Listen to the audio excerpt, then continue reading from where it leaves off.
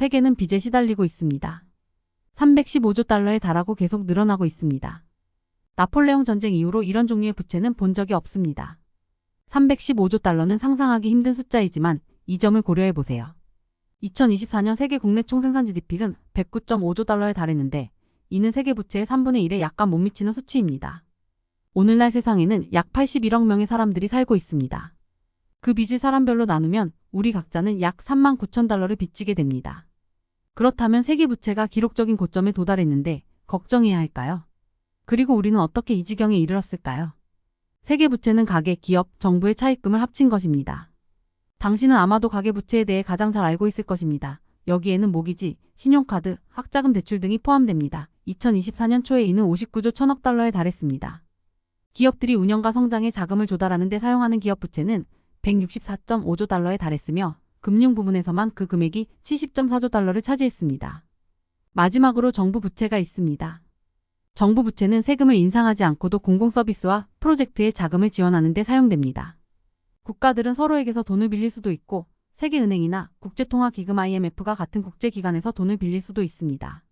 하지만 정부는 채권을 매각하여 자금을 조달할 수도 있습니다. 그리고 모든 대출과 마찬가지로 이자가 포함됩니다. 공공부채는 91조 4천억 달러에 달했습니다.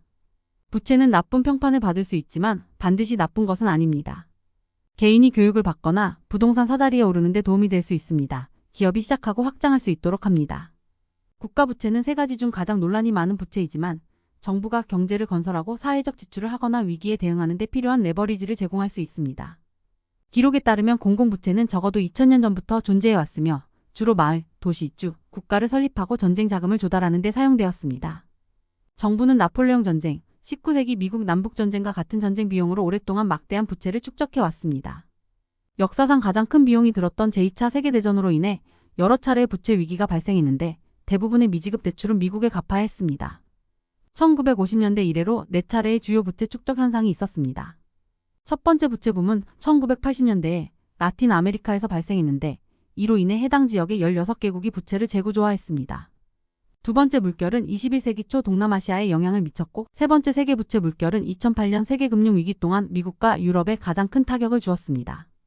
우리는 지금 2010년에 시작되어 코로나19 팬데믹과 동시에 발생한 네 번째 물결에 있습니다. 정부는 기업과 시민들이 코로나 봉쇄의 영향을 완화할 수 있도록 돕기 위해 더 많은 부채를 떠안아야 했습니다. 2020년 전 세계 부채는 GDP의 256%로 28%포인트 증가했으며 2차 세계대전 이후 가장 큰 1년 단위 부채 증가율을 기록했습니다. 하지만 팬데믹은 이미 존재하던 문제를 악화시켰을 뿐입니다. 개인, 회사, 정부가 자신의 수입을 초과하여 지출하면서 부채는 적어도 10년 전부터 쌓여왔습니다. 세계은행의 이 그래프를 보면 GDP 대비 부채 비율이 2008년부터 급격히 상승하고 있습니다. 이것은 우리에게 중요한 질문을 던집니다. 얼마나 많은 부채가 너무 많은 부채인가? 언제까지 떠안을 수 있는 건가? 간단히 말해서 더 이상 감당할 수 없을 때입니다.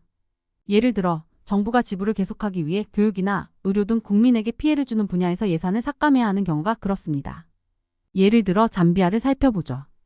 2021년의 부채 상환은 국가 예산의 39%를 차지했습니다. 그해 정부는 교육, 건강, 물, 위생을 합친 것보다 더 많은 부채 상환에 지출했습니다. 그리고 그것은 국가의 미래에 대한 투자 능력을 완전히 저해했습니다. 부채 대 GDP 비율은 한 국가의 정부 부채를 국내 총생산과 비교하는 경제적 지표입니다. 일반적으로 백분율로 표시되며 해당 국가의 부채 상환 능력을 나타내는 좋은 지표로 간주됩니다. 그럼 각각 300억 달러의 부채를 지고 있는 두 나라가 있다고 가정해 봅시다. 두 나라가 같은 문제를 가지고 있는 것처럼 들리죠. 하지만 그 나라 중 한 나라가 300억 달러의 경제를 가지고 있고 다른 나라가 거의 30조 달러의 경제를 가지고 있다면 어느 나라가 더 큰 부채 부담을 지고 있는지 분명해집니다. 이러한 점과 종종 불리한 환율 및 이자율이 합쳐져서 부채는 소규모 경제에서 더 위험한 것으로 여겨지는 것입니다. 하지만 물론 예외도 있습니다. 세계 4위의 경제대국인 일본은 또한 세계에서 가장 부채가 많은 나라 중 하나로 총 부채는 GDP의 600%를 넘습니다.